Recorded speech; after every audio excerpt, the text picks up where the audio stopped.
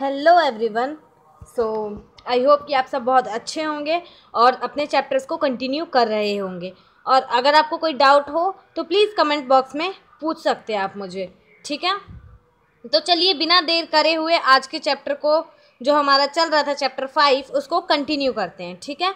तो बिना time waste किए हुए चलिए आगे बढ़ते हैं। हमने पिछले में पढ़ लिया था दोहा 5 तक के जो व्याख्याएं दी गई थी, हमने उसे समझ भी लिया था और पढ़ भी लिया था जहाँ तक मुझे याद है, ठीक है। तो चलिए आज हम दोहा 6 को आगे बढ़ाते हैं और यहीं से हम अपने चैप्टर को कंटिन्यू करते हैं, ठीक है। आपने रहीम के 5 दोहों का आनंद लिया, बिल्कुल लिया। इस आनंद के साथ साथ आपने इस बात पर भी जरूर ध्यान दिया होगा कि दोहे के अर्थ और भाव को कैसे समझा जाए। क्या आप अब खुद किसी दोहे की व्याख्या कर सकते हैं? मेरे ख्याल से तो हाँ, आपको आ जाना चाहिए अब तक करना, क्योंकि दोहे की व्याख्या करना उतना टफ है नहीं। बस ये है कि वो चीज़ें 2 वर्ड में जो लिखी होती है उसे थोड़ा सा एक्सप्लेन करके हमें बताना होता है चीज़ें, ठीक है। यहाँ देखते पढ़ते क्यों नहीं, बिल्कुल कर सकते हैं अगर आपको थोड़ी सी मदद मिल जाए, यही ना। आप थोड़ा बहुत कहीं यही सोच रहे होंगे थोड़ी सी आपको मदद मिल जाए, या दोहों में कुछ ऐसे वर्ड होते हैं जो हमारे समझ नहीं आते हैं, तो उसका अगर हमें मीनिंग पता चल जाए तो क्यों नहीं, दोहे का मतलब हम बहुत ही आसानी से निकाल सकते हैं बिना किसी तकलीफ के।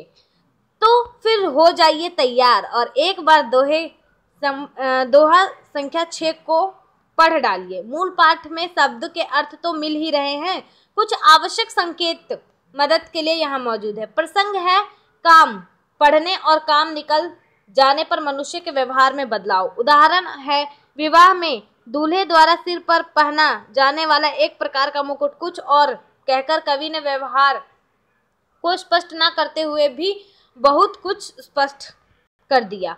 यह वक्रोकृत का अच्छा उदाहरण है। सीधे सीधे बात ना कहकर किसी अन्य प्रकार से उसे व्यक्त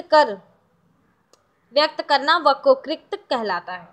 अगर देखा जाए कहीं डेफिनेशन आ जाए तो आप यहाँ से इस चीज़ को अंडरलाइन कर सकते हैं। जैसे यहाँ वक्रोकृत का एक अच्छा उदाहरण है, ठीक है। देखिए, सीधे सीधे बात ना कहकर किसी अन्य प्रकार से उसे व्यक्त करना वक्रोकृत कहलाता है, ठीक है। ठीक है, चलिए आगे देखते हैं। वह चितवन और कछु जिहि बस होत पुज। और शब्द के प्रयोग के कुछ और उदाहरण। अरे मतलब यहाँ पे सिंपल ये बोला गया दोहे 6 में कि आपको दोहे पढ़ने आना चाहिए, और होप सो कि आपको आ भी गया होगा। वह चितवन और कछु जिहि बस होत सुजान। कहते हैं कि गालिब का है अंदाज ए बया, और ठीक है। तो सिंपल सी दोहा 6 में यही बोला गया है कि आपको दोहे पढ़ने आने चाहिए, अब तक आपके समझ आ जाना चाहिए। तो हमें आ रहा है समझ में, ठीक है। दोहा 7 देखते हैं।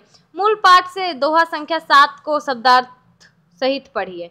यह तो आप समझ ही गए होंगे कि दोहे में परोपकारी मनुष्य के विषय में कहा गया है। बिल्कुल, अगर आपको यकीन ना हो तो चलिए आपके लिए एक बार और दोहा 6 को पढ़ लिया जाए। दोहा 6।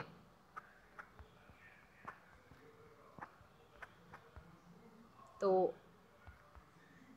हम तो आगे आ गए, वेट।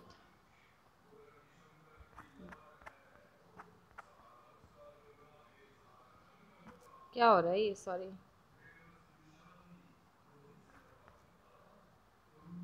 ये रहा, मिल गया। दोहा 7। व्हाट हैपन, व्हाट इज, क्या हो रहा है ये, सॉरी। हाँ चलिए देखिए, ये मिल गया दोहा 7। वे रहीम नर धन्य हैं पर उपकारी अंग, बाटन वारे के लगे ज्यो मेहंदी के रंग। साफ क्लियर है? आई होप कि आप समझ भी गए होंगे। चलिए पढ़ते हैं। आप कुछ लोगों को यह कहते सुनते होंगे कि क्या रखा है परोपकार में। रहीम के इस दोहे की दूसरी पंक्ति में इसका कुछ संकेत है, जरा ध्यान दीजिए। हाँ, आया ना पकड़। मैं तो अब कागज कलम उठाइए और एक अच्छी सी व्याख्या लिख डालिए। देखिए इसमें दृष्टांत मतलब अपनी दृष्टि से अलंकार भी हैं, इसके बारे में हम पहले आपको बता चुके हैं। तो यहाँ पे जैसा कि हमने पढ़ा दोहा 7, उसके वर्ड से ही क्लियर मीनिंग बताई जा रखी है, तो उसको हम आसानी से लिख भी सकते हैं। तो अगर एग्ज़ाम में आए तो उसको लिख लेना, ठीक है। और क्वेश्चन नंबर हम 5.3 पे आ चुके हैं, तो इसको जैसा कि हमने बोला था इसको हम आगे कंटिन्यू करेंगे, ठीक है, एक सेपरेट वीडियो में। चलिए आगे बढ़ाते हैं चैप्टर को। अभी तक आपने कवि रहीम के दोहे पढ़े, आइए अब उनका एक सोरठा पढ़ते हैं। आपके मन में अवश्य ही प्रश्न उठा होगा कि ये सोरठा क्या होता है, इसके बारे में हम इसी पाठ में पढ़ेंगे आगे। चलिए देखिए, जैसे कि हमने 8वां पढ़ा था उसमें बोला गया था सोरठा, ठीक है, तो ये होता क्या है इसको देखते हैं पहले। प्रस्तुत सोरठे में रहीम ने आत्मसम्मान के महत्व को रेखांकित किया है। रहीम कहते हैं कि यदि कोई मेरे आत्मसम्मान को ठेस पहुंचा कर अमृत पिलाए तो वह मुझे स्वीकार नहीं है, जबकि प्रेम और सम्मान के साथ यदि कोई मुझे जहर भी प्रस्तुत करे तो मुझे वह पीकर मरना अच्छा लगेगा। मतलब सेल्फ रिस्पेक्ट जिसको हम आज की डेट में बोलते हैं, जो अगर आपका, और ये रहीम के लिए ही नहीं, ये पता है आप लोगों के जीवन में यही असूल होना चाहिए कि अगर आपके आत्मसम्मान पे अगर ठेस पहुंच रही है तो उस काम को ना करें, करे ही ना, भले आपको उसको करने के बाद आपको करोड़ों की जायदाद भी क्यों ना मिले, क्योंकि सेल्फ रिस्पेक्ट अपनी होनी ही चाहिए। और अगर कोई आपसे प्रेम से सम्मान से अगर आपको एक विष का प्याला भी देता है तो उसे खुशी खुशी पी लीजिए। चलिए, यदि उसे पीकर मर जाना अच्छा लगेगा। व्यक्ति को आत्मसम्मान की रक्षा करनी चाहिए। यदि किसी से उसका आत्मसम्मान छीन लिया जाए तो जीवन में कुछ भी नहीं बचता, फिर वह अमर होकर भी क्या करेगा। और यदि कहीं प्रेम और सम्मान मिलता है तो जहर पीने में भी नुकसान नहीं, क्योंकि जीवन में प्रेम से अधिक पाने को और कुछ भी नहीं है। सामाजिक संबंधों की ऊष्मा और सार्थकता प्रेम ही है। जहाँ प्रेम है वहाँ व्यक्ति के सम्मान की रक्षा भी है। इसी आत्मसम्मान की रक्षा के लिए व्यक्ति से लेकर राष्ट्रों तक ने युद्ध लड़े हैं। बहुत से लोगों ने निजी आत्मसम्मान की रक्षा के लिए प्राणों की आहुति दी है। इसके बिना व्यक्ति या जीवन की कल्पना भी क्या कर सकता है, और यह मिल जाए तो फिर और जीने की कामना भी छोड़ी जा सकती है। दुनिया की सारी चीजें यथा लाइक जैसे कि धन दौलत पैसा पद यश और बाकी सारी बहुत सी चीजें आज है कल नहीं है ना। और यदि आज नहीं है तो कल प्राप्त की जा सकती है, पर व्यक्ति सम्मान को एक बार खोकर पुनः प्राप्त नहीं कर सकता। ठीक है, कवि ये बोलना चाह रहा है कि अपने आत्मसम्मान की रक्षा एक व्यक्ति स्वयं करता है। ये किसी के हाथ में नहीं होता कि आपके सेल्फ रिस्पेक्ट की रक्षा मैं करूँ, ये आपके हाथ में ही है। आपको गंवानी है गंवा दो, आपको उसको बचा के रखनी है बचा के रखो। टिप्पणी, आत्मसम्मान पर दुनिया की विभिन्न भाषाओं के बहुत से कवियों और शायरों ने बहुत सारी कविताएं लिखी हैं। यहाँ सिर्फ 2 उदाहरण प्रस्तुत है। आवत ही हुलसे नहीं, नैनन नहीं स्नेह, तुलसी तहाँ न जाइए, कंचन बरसे में। ये तुलसीदास द्वारा कहा गया है। इसका मतलब जहाँ आपको देखकर दूसरे व्यक्ति को प्रसन्नता ना हो और उसकी आंखों में प्रेम ना दिखाई पड़े, वहां से चाहे सोना बरस रहा हो तो भी वहां नहीं जाना चाहिए। जहां आपकी सेल्फ रिस्पेक्ट ना हो वहां आपको जाना ही नहीं चाहिए, भले वहां पे सोने के पेड़ ही क्यों ना लगे हों।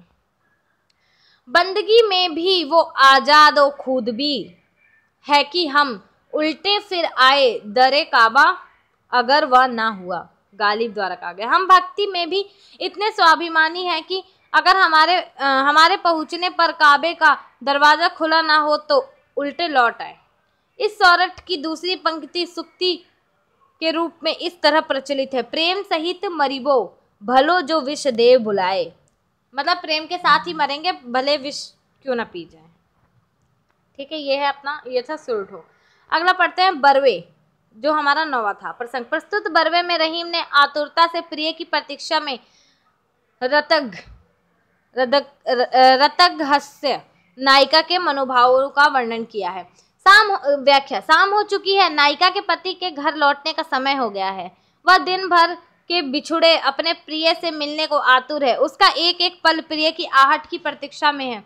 यह आतुरता इतनी बढ़ चुकी है कि उससे घर के भीतर नहीं रुका जा रहा। वह बार बार दिया जलाकर द्वार पर जाती है। मतलब कि ये बोला, जो नायिका है वो दिया जलाकर बार बार द्वार पर चली जाती है, पर अपने आवेग के खुल जाने तथा सास और ननद के ताने के डर से रास्ते में ही बैठी अपने सास और ननद तक पहुंचते पहुंचते उसे बुझा देती है। नायिका गृहस्थ है और अपनी आतुरता को प्रकट नहीं होने देना चाहती। साथ ही उसे भय भी है कि अगर बाहर जाने पर सास और ननद उसे ताना भी दे सकती है और प्रताड़ित भी कर सकती है। टिप्पणियां इसमें क्या हो सकती है कि गृहस्थ प्रेम का अत्यंत सुंदर चित्रण है कि हाँ, एक जो गृहस्थी होती, गृहिणी, नारी को जैसे कि हम गृहिणी भी कहते हैं, तो वो एक बहुत अच्छा चित्रण बताया गया है इसमें। दूसरा, लोक संस्कृत पर रहीम की गहरी पकड़ का उत्तम उदाहरण है। श्रृंगार रस है तथा भाषा अवधि है ना। ठीक है, चलिए आइए स्वयं पढ़े 5.4 को, बरवे 10। आपने अभी अभी एक बरवे छंद का आनंद लिया, अब अगले बरवे को ध्यान से पढ़िए।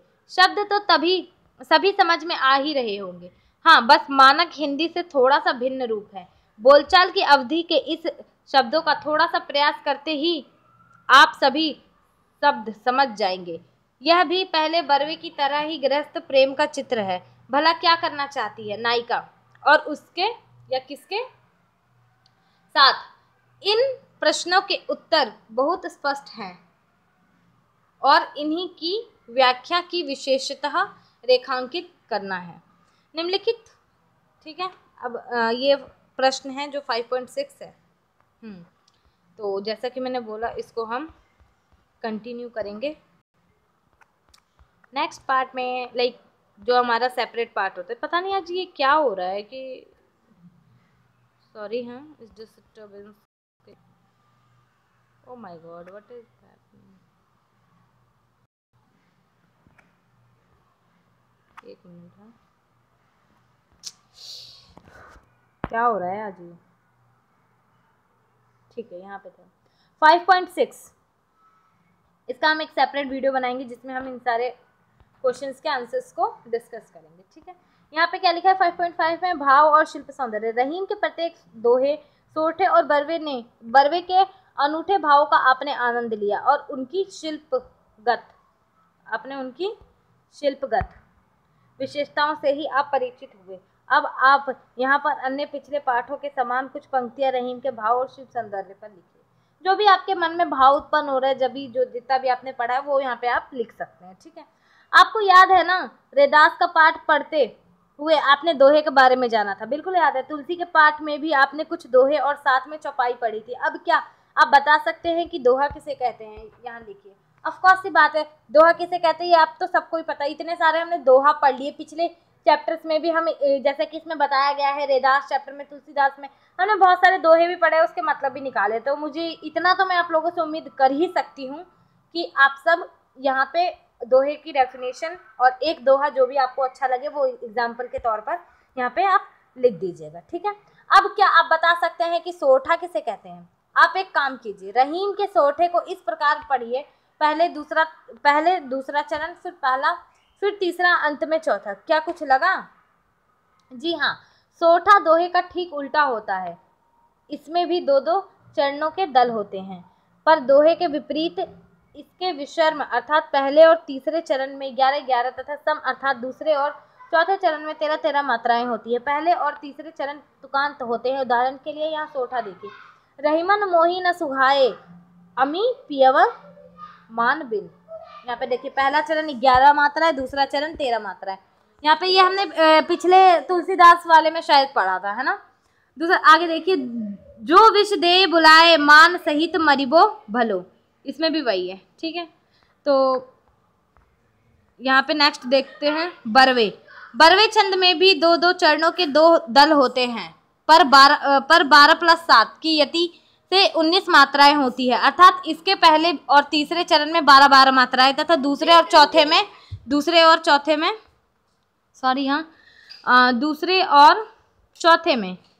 7-7 मात्राएं होती है। प्रत्येक दल के अंत में जगण मतलब ऐसे होता है। उदाहरण के लिए यह बरवा देखिए, इसको आप देख सकते हैं, इससे आपको सब कुछ क्लियरली समझ आ जाएगा। ये इसे देख सकते हैं। ठीक है, तो चलिए आज के लिए इतना ही, मिलते हैं नेक्स्ट क्लास में। ओके, जब तक के लिए बाय बाय, टेक केयर।